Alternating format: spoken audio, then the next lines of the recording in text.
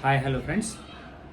ఈరోజు మనం urinary tract infection అంటే ఏంటి, దానికి గల కారణాలు ఏంటి, సో దాన్ని ఏ విధంగా నిర్ధారిస్తారు, అలాగే దానికి గల మెడికేషన్ ఏంటి అనేది ఈరోజు మనం చూద్దామండి. సో యూరినరీ ట్రాక్ట్ ఇన్ఫెక్షన్ అనేది బ్యాక్టీరియా ద్వారా వస్తుందండి. ఈకోలై అనే బ్యాక్టీరియా ద్వారా రావడం అనేది జరుగుతూ ఉంటుంది.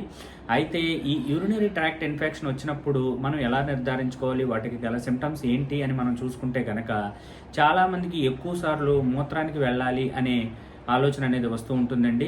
అలాగే కొంతమందిలో క్లౌడీ యూరిన్ అంటే బుర్రకగా రావడం అనేది జరుగుతూ ఉంటుందండి. కొంతమంది యూరిన్కి వెళ్ళినప్పుడు బ్లడ్ కూడా రావడం అనేది జరుగుతూ ఉంటుంది. అలాగే కొంతమందికి యూరిన్లో స్మెల్ కూడా రావడం జరుగుతూ ఉంటుందండి. అలాగే కొంతమందికి బొడ్డు కింద భాగంలో పొట్ట భాగంలో బాగా నొప్పిగా ఉండడం కూడా అనిపిస్తుందండి. కొంతమందికి యూరిన్కి వెళ్ళినప్పుడు బాగా మంట కూడా అనిపిస్తూ ఉంటుందండి చాలామందిలో. సో అలాగే దీన్ని యూరినరీ ట్రాక్ట్ ఇన్ఫెక్షన్ని నిర్ధారించడానికి గల పరీక్షలు ఏమైనా ఉన్నాయా అంటే కనుక యూరిన్ కల్చర్ సెన్సిటివిటీ టెస్ట్ అనేది ఉందండి. సో ఇది ఏంటంటే ఈ టెస్ట్ చేసి వాళ్ళకి దానిని బట్టి యాంటీబయాటిక్ అనేది నిర్ధారించడం అనేది జరుగుతూ ఉంటుందండి.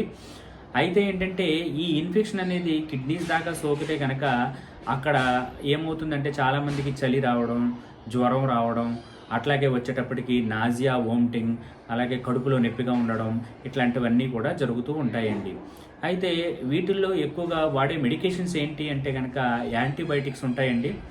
సో ఎక్కడైతే మీకు బ్యాక్టీరియా ఉందో ఆ బ్యాక్టీరియాని నిర్మూలించడానికి యాంటీబయాటిక్స్ వాడతారు.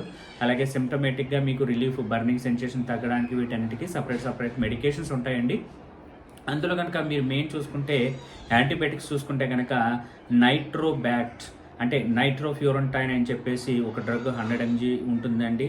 అలాగే ఫోస్ఫోమైసిన్ అని చెప్పి సాచెట్ల రూపంలో ఉంటుంది. అలాగే ఇంకా చూసుకుంటే సెఫిక్జైమ్ ఉందండి. సెఫిక్జైమ్ 200 mg, అలాగే సెఫోడాక్సిమ్ 200 mg, ఇంకా మీరు తీసుకుంటే సిప్రోఫ్లాక్సిన్ 500 mg అండ్ 750 mg, లివోఫ్లాక్సిసిన్ ఉందండి. అలాగే క్రాన్పాక్ డి అని ఇట్లాగా చాలా యాంటీబయాటిక్స్ అయితే ఉన్నాయండి. అయితే ఏంటంటే పేషెంట్ యొక్క కండిషన్ను బట్టి ఏ డ్రగ్ యూజ్ చేయాలి, ఎలా వాడాలి ఏంటనేది ఉంటుందండి.